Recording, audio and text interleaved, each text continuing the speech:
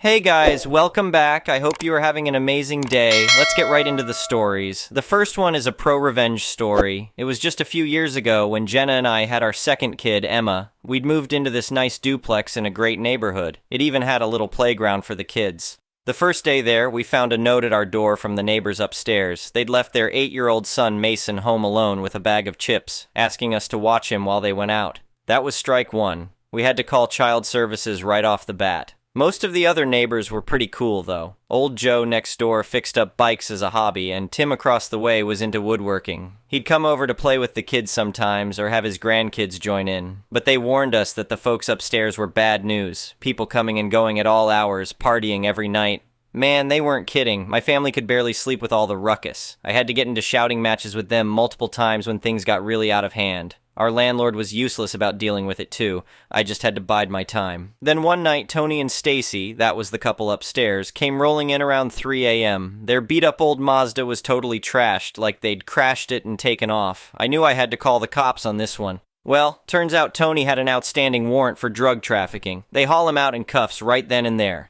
Meanwhile, Stacy's mother, Sharon, gets yet another visit from child services. Apparently, those dirtbags had been leaving little Mason home alone constantly, not just that first time. It was every single day. So Jenna did some digging online and found out Stacy's full name. With that, we were able to look up public records that showed they owed a fortune to a rental company, nearly $50,000 worth of furniture and electronics that they'd taken from their old place and never returned. 2 days later, the sheriff rolled up with a truck and literally emptied out their whole apartment. Cleared out the beds, couches, big screen TVs, this obnoxious surround sound system, everything. Just stripped the place. Shortly after, child services finally took Mason away too. It broke my heart to see, but those losers never even fed him properly or got him clean clothes. We did what we could by having him over for meals when possible, but still, while Tony got locked up on those drug charges, his girlfriend caught an assault charge for going after the sheriff.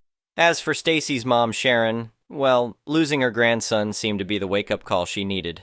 Last time I ran into her, she'd cleaned herself up, had a job, and was working hard to get Mason back. She actually thanked me for the whole mess, believe it or not. So in the end, we got payback on that scumbag Tony and his horrible girlfriend. More importantly, though, I think we helped steer Sharon's life in a better direction for her and her grandson. Sometimes you gotta stand up to sleazebags, you know? The next one is an entitled people story. I've lived in my house for over 20 years now. It's nothing too fancy, just a modest single-family home on a quarter-acre lot out in the suburbs. The neighborhood has always been pretty quiet and drama-free, which is exactly what I was looking for when I bought the place. My next-door neighbor, John, moved in about 5 years after me. He seemed nice enough at first. We'd exchange friendly waves when getting the mail or mowing the lawn. Basic neighborly stuff. After he'd been there a few months, we were both out doing yard work one Saturday when he wandered over and started up a conversation. Things were pleasant until he mentioned putting up a new fence. "This one is looking a little rough," he said, motioning to the old chain-link fence running along the property line. "Mind if I replace it with something nicer, maybe a wood privacy fence?" I told him that was fine, thinking nothing much of it. John seemed grateful for the quick approval. "Great. I'll get the fencing company out here next week to take a look and get it ordered. Should really help define the property lines," he said. Again, I didn't think twice about his comment. Our properties were clearly defined, or so I thought. The following weekend, John was out marking up the ground along the fence line. He was pacing things off and dropping little flag stakes every few feet. I figured he was just preparing for the new fence build. When I looked a little closer, though, I realized the stakes he was putting down curved inward onto my property. It seemed John was trying to claim a few extra feet of my land for himself. I immediately went over to confront him. "Hey, John, just what do you think you're doing?" I asked sharply. He barely even looked up from his pacing and flag planting. "Oh, I'm just marking out the new fence line. Makes sense to straighten and square it off while I'm replacing it," he replied casually. "That fence line has been there for decades, and it marks the property boundary. You can't just angle it in and help yourself to a chunk of my land," I said, getting worked up now. John stood up and faced me, suddenly indignant. "Part of your land? I don't think so. This is my property that I'm reclaiming here. That old fence was put in the wrong spot, apparently. I'm just making it right." I was stunned. How could he try to seize part of my property that I had owned, paid taxes on, and maintained for over 20 years? We went back and forth arguing for a few more minutes, but it was clear John had made up his mind. He insisted that once the new fence was up, that extra strip of yard would belong to him. I wasn't about to let my greedy, delusional neighbor annex part of my land. As soon as I could, I called a professional surveyor to come out and officially mark the boundary lines. Within a couple days, the surveyor arrived with his crew. They went about their careful measurements and marked the precise property lines with fresh corner stakes and spray paint. The results proved exactly what I already knew. The existing fence line perfectly matched the true boundary. John's new stakes curved in almost 5 feet over the line, blatantly encroaching on my land. Armed with the official survey results, I presented John with the news. Well, the professionals have spoken, our properties are clearly defined, and that extra land is mine, not yours. Again, John refused to accept reality. Surveyors make mistakes sometimes. I still say that land is mine. I'm moving the fence whether you like it or not, he shouted before storming off. It was now painfully clear that my greedy neighbor had no intention of respecting our actual property lines. Further arguing would be useless. I decided it was time to get the law involved. I contacted a real estate attorney and explained the whole messy situation. She said John's attempted land grab was illegal and that I had solid grounds to take him to court over it. She helped me draft up official documents demanding he cease his plans to annex my land. A week later, we were sitting across from each other in court. John had some half-baked explanation prepared about a filing error in the original property survey from decades ago, but the judge wasn't buying it. My lawyer presented the recent official survey along with my home's original plat map. Together, they clearly demonstrated that the land inside John's proposed fence line belonged to me. The judge agreed and ordered John to halt any plans to move the fence or otherwise encroach on my property. John objected and tried to argue, but the verdict was final. After court, John reluctantly had the new fence installed right along the original line, admitting bitter defeat. He ended up with a big legal bill for his greedy attempted land grab. I also made sure to file paperwork affirming the official property lines, just to be safe. John refused to speak to me for over a year after that. Eventually he got over it and we're back to friendly waves and chats about weekend plans over the fence, but he's definitely learned not to eyeball my property ever again. The next one is a petty revenge story. I was walking with my son towards our car when a white van, those Sprinter work vans, drove past us and angles his car to back into the spot we were about to walk by. I assumed he saw us. How could he miss us? We were literally in front of him a second ago. He began backing up, and I had to yank my son back by his shirt collar to stop him from getting hit. In frustration, I said, "Hey, you almost hit us." If he had apologized, we would have just moved on. People make mistakes. An acknowledgement and apology is all someone can expect. But no, he had to start using expletives and blaming me, the pedestrian in a parking lot. A couple of quips and angry exchanges as I walk away, and he leaves his van and heads to his destination. Petty revenge time. Took pictures of license plate and some of the commercial identification numbers. Went home, some quick Google later, and I've sent an email to the company that owns the van. Later get an email from someone in charge of production of a movie or TV show asking me to call. I make that call, and this guy is very perturbed of the situation and has kids himself. He tells me this will be dealt with severity. The next one is a malicious compliance story. I was hired to replace a retiring dispatcher at a local trucking company.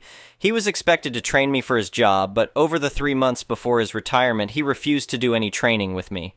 As a result, I created my own dispatching software, which sent updates to all my drivers, connected drivers to the shop, coordinated maintenance schedules, and managed all messaging between my drivers and the office. Once I was on my own, I struggled to build clientele, and many of our customers left because I didn't know they existed. The only feedback I got from the main office was that I was costing them money. I asked for help, and it was refused. During this time, the wild trucking industry was taking a hit, and work was very hard to find. I tried to contact a load broker, but the office refused to pay for brokerage fees. A year goes by, and the software I created is really making a difference. The shop is happy, and the drivers feel like they are being heard, but loads are still hard to find. Christmas rolls around, and at the Christmas party, I'm presented with many gifts. The CEO has some wonderful things to say about me, and I leave there feeling pretty good.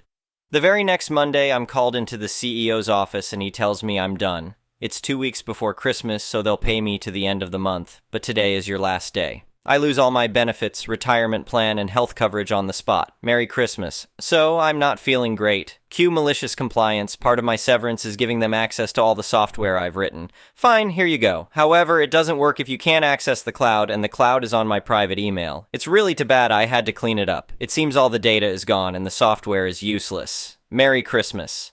The next one is an entitled people story. I used to be healthy, ambitious, and normal. Then I became mentally and physically ill. Years into this, I ended up having to quit my job and live off my emergency savings, 2020. I figured out my mental health and am good on that front. Yay.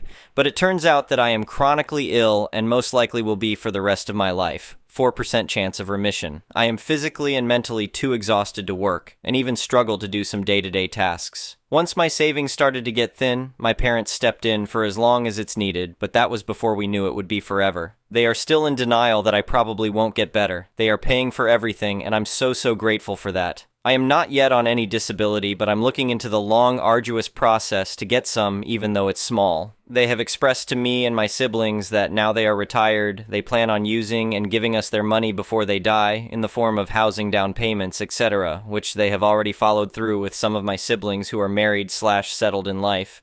Since I'm renting and unlikely to get to work again, I'm hopeful for some part-time someday, I figure that I will just be an unending drain on finances. I decided to ask them with helping me to buy a small townhouse condo, because at least the money will be spent on something that is more permanent than rent, and if I continue to get worse, I at least won't be homeless. There will be an extra bedroom I can rent out. I have emphasized that they can tell me no for any reason, that I don't want this if it will take money away from my siblings' inheritances or if it makes their retirement different. I just would rather use my limited resources in a way that would last for my circumstance, and if they are willing to pay a down payment, and pay my rent for years, wouldn't it make sense to do it in that order? They are resistant, but only in the timing. They think I should wait for home ownership until I am married. Married! I'm in no condition to date, much less get married. They openly hope that I will miraculously get better, get married, and produce grandkids. I also hope for the first two, but I'm looking at the science and listening to my doctors, and I've worked too hard on mental health to ignore my situation and not plan for my future. Am I being entitled about this? Am I delusional?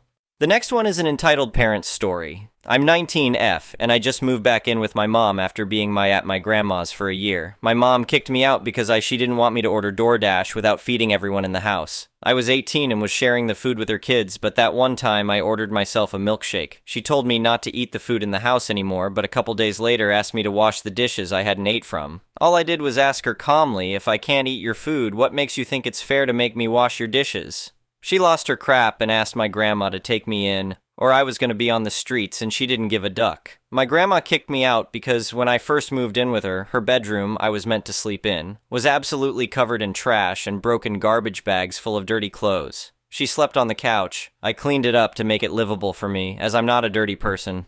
After she knew I cleaned it up, she had been threatening to take her room back and I'd have to leave. She finally ordered her some new curtains, bedroom decor, and got rid of me so she can have her dream room. Now my mother, who offered for me to live here, is causing me trouble again. Before I left, it was hell for a plethora of petty reasons, and now it's no different, even though she said it would be. I've been actively job hunting since my first day here at her place and had no luck. This is her response. My mother has stopped allowing me to eat food in the house. I'm not allowed to consume anything from the kitchen unless it's water. I used to steal food, but she has cameras in her kitchen, living room, backyard, front yard, facing the kids' bedrooms, and bathroom that she watches like it's television, so she caught me. Threatened to take me to a shelter if I touched her food again.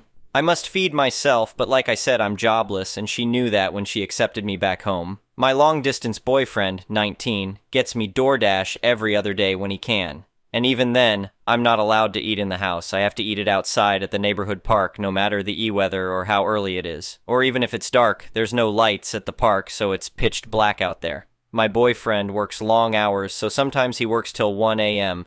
If he offers me something after he gets off work, I have to decline it because I'm not allowed to order anything or leave her house after 10 p.m. Sometimes he can't afford to, for days at a time, and I'm left hungry. I'm not angry at him at all for that. I'm more than thankful for the financial help and emotional support he provides.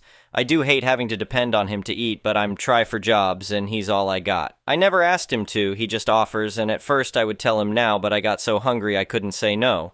I am expected to clean my mother and 2 younger sisters, 13 plus 11 dishes, and even help prepare the food, but not allowed to eat. Rarely she'll order takeout, and then when everyone's finished eating, I'm allowed a tiny portion of food, the smallest drumstick out of the KFC bucket, and 4 French fries. I don't know if I'm just being greedy or an a-hole, but it feels like I'm being fed scraps like a dog. After her doing that twice, I asked her why I wasn't allowed to eat. She said because you don't eat unless you work. I'm starving you into getting a job. She knows I've been job hunting since I got here. I keep her updated on the places, interviews, the follow-up emails, and all the rejections. As unfortunate as it is for me to go hungry angry, I understand her thought process.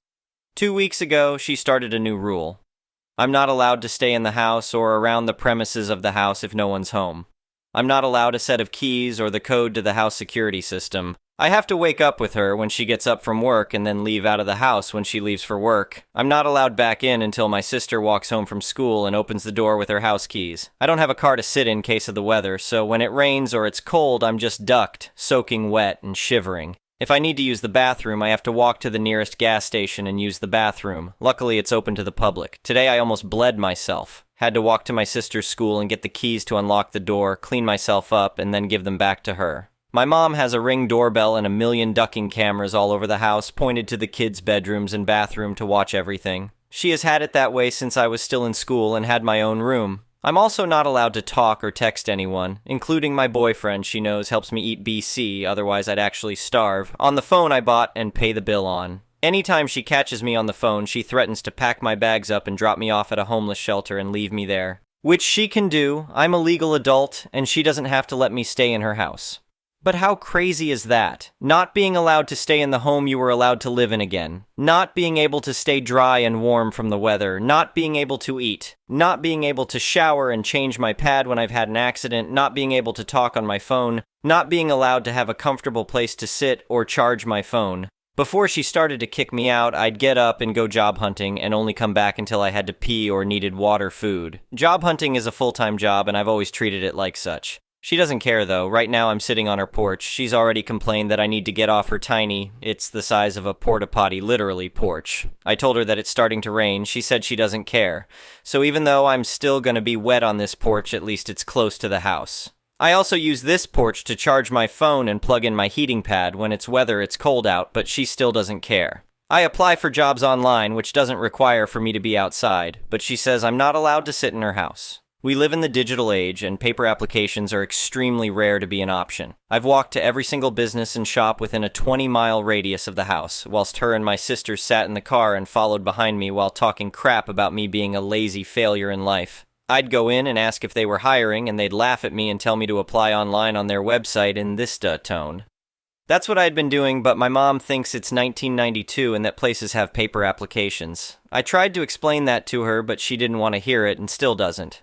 I've been applying every day on my phone for hours while I'm stuck out here. I've applied to everything from janitor, fast food, to flight attendant, warehouses, and cabin agent for airlines at the local airport. I've done interviews she offers to drive me to and tell her about it afterward. I keep her updated on everything. I need to know I'm not crazy and feeling frustrated here. I'm aware I'm a legal adult and she's not required to help me at all, but this is starting to feel unjust to me. This is bad treatment, right? Or am I just spoiled and don't know it? This is normal. What do I do to make this better? How can I fix this? Thank you for watching. I would really appreciate it if you could like the video and subscribe to our channel if you haven't already. We'll see you again tomorrow.